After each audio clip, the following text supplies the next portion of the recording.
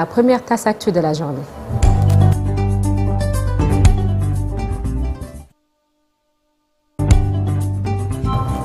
Le journal avec Chérif, la grosse actualité, la proposition de loi portant report de la présidentielle soumise au vote des députés en plénière aujourd'hui. Oui, elle a déjà été adoptée par la commission des lois hier dimanche, donc une proposition de loi adoptée en mode fast-track. Ce matin, les députés seront en plénière pour la voter. Leurs collègues de Tahaou Dakar annoncent qu'ils ne vont pas voter donc cette proposition de loi. Le pool des candidats de l'opposition appelle à une manifestation aujourd'hui à 9h devant l'Assemblée nationale.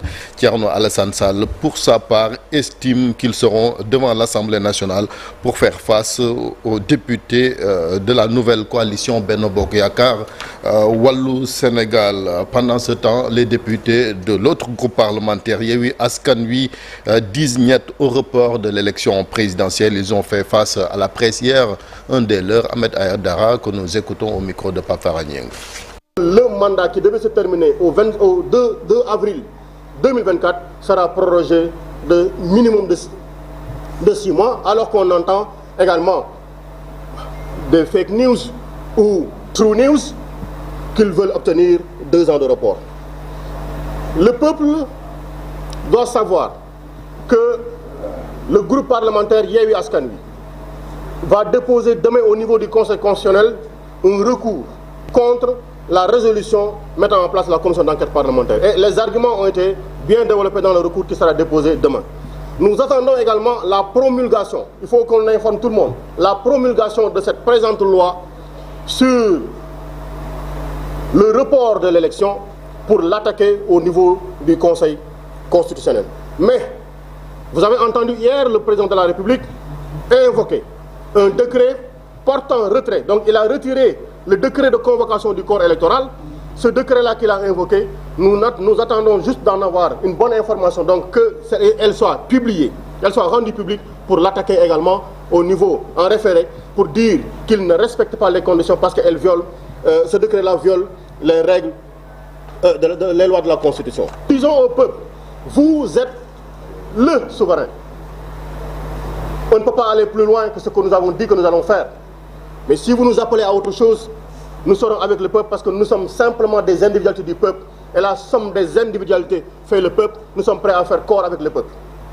Donnez vos commandements, nous suivrons. Parce que c'est vous qui nous avez mandatés. Vous aurez dû rectifier de vous-même. Il s'agit plutôt de Biram Souleye Diop, président du groupe parlementaire Yewwi Askan Wi.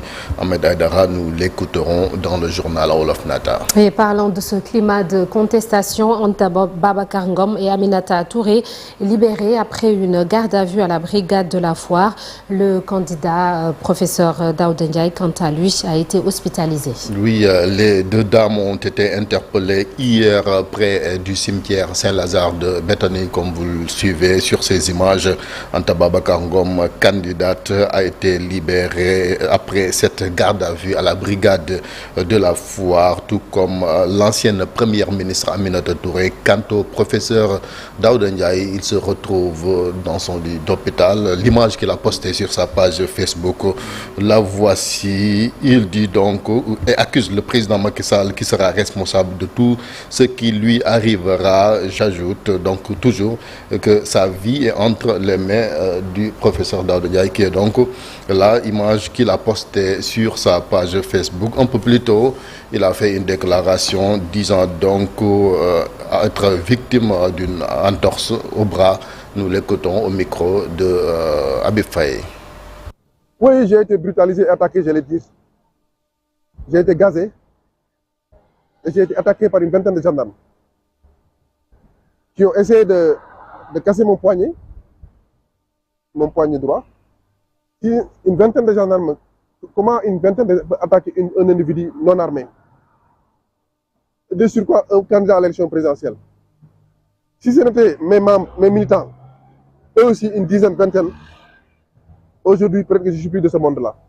Parce que la volonté était manifeste. Et heureusement également, ils sont battus sur mon poignet. Autant les gendarmes manipulaient mon poignet, autant mes militants bloquaient les gendarmes pour la manipulation de mon poignet. Je me suis retrouvé avec une entorse. L'œil également, j'ai reçu une matraque. J'ai l'œil qui est flou. Mais je vais voir de quoi il s'agit. Vous savez comment ils ont déchiré mes habits? Ils m'ont attaqué à grenade, ils ont attaqué mes véhicules, ils ont attaqué mes membres. Et le Sénégal ne mérite pas ça. Et ces membres vont être libérés le plus rapidement possible. Après une vingtaine.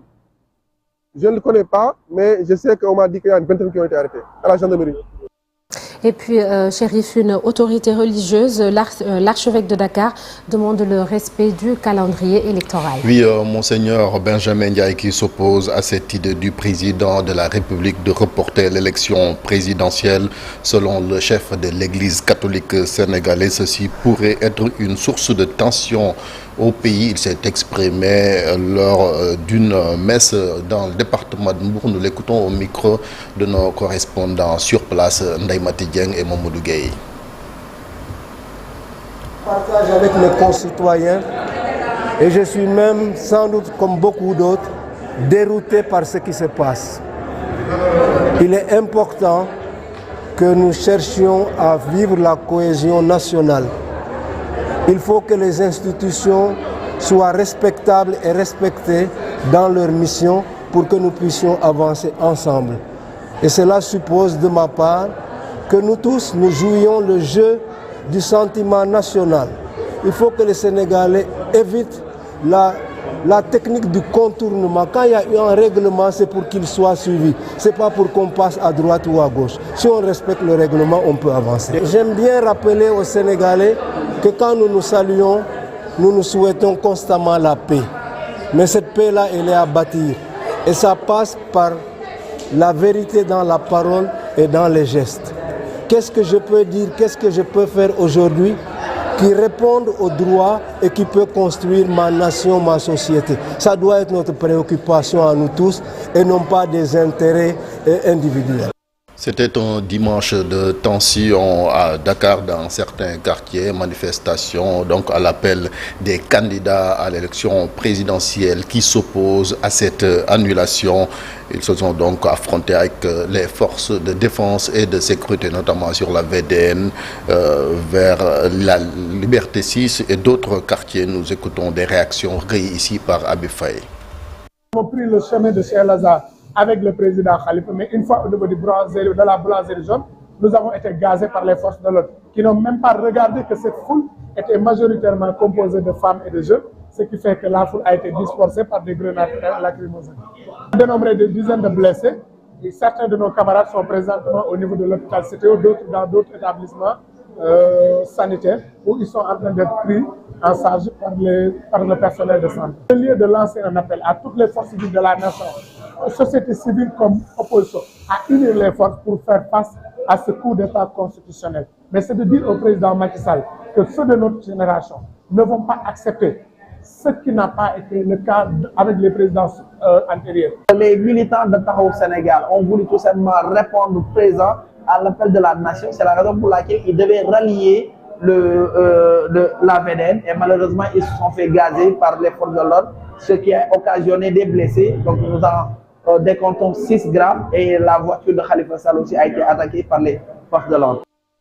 Concernant toujours cette forte actualité, le signal de Walf retiré selon le PDG du groupe de presse. Ce que dénonce la coordination des associations de presse qui exprime toute son inquiétude consécutive à la rupture du signal de la radio-télévision du groupe Walfadjri. Nous dénonçons avec énergie cette mesure excessive qui est inaccessible, qui est inadmissible dans un pays démocratique comme le Sénégal. Les associations de presse qui apportent un soutien sans réserve au groupe Walfadjri condamnent par la même occasion l'immixtion dangereuse et liberticide du ministre en charge de la communication dans les programmes de la télévision Walfadjri, un ministre de tutelle, de surcroît un avocat qui ne respecte pas les voies légales pour couper un signal, dénonce la CAP dans un communiqué. Un commentaire peut-être d'Audomine sur cette mesure du ministère de la communication qui a donc coupé le signal de Walf.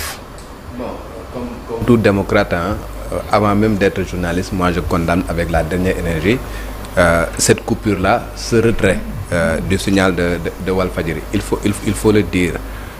La liberté de presse, c'est une liberté qui est consacrée par la Constitution, comme la liberté de manifester, comme toutes les autres libertés.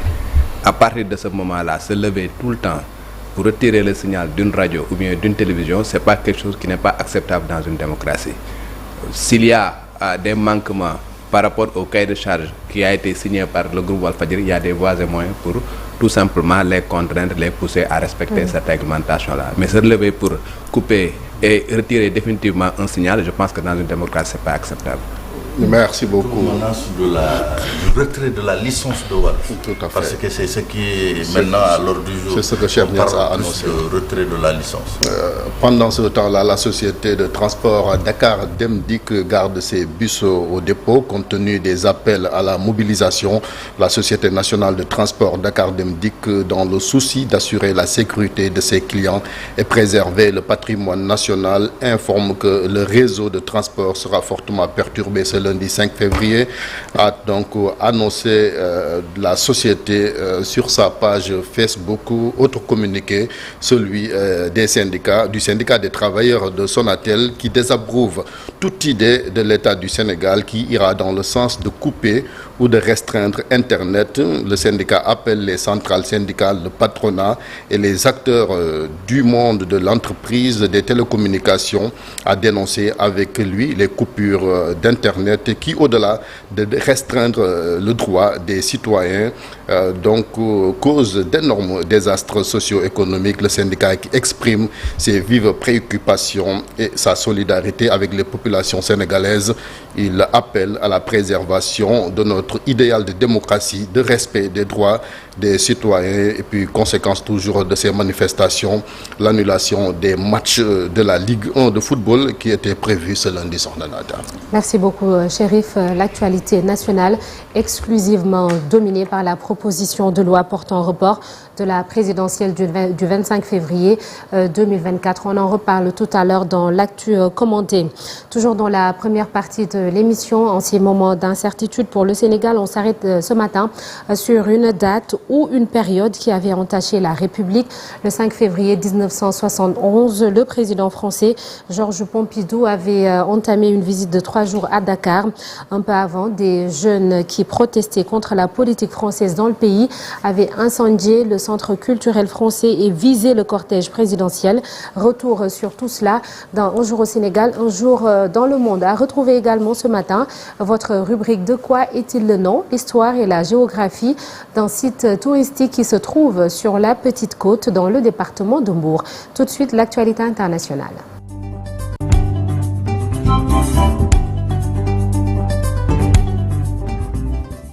L'actualité hors de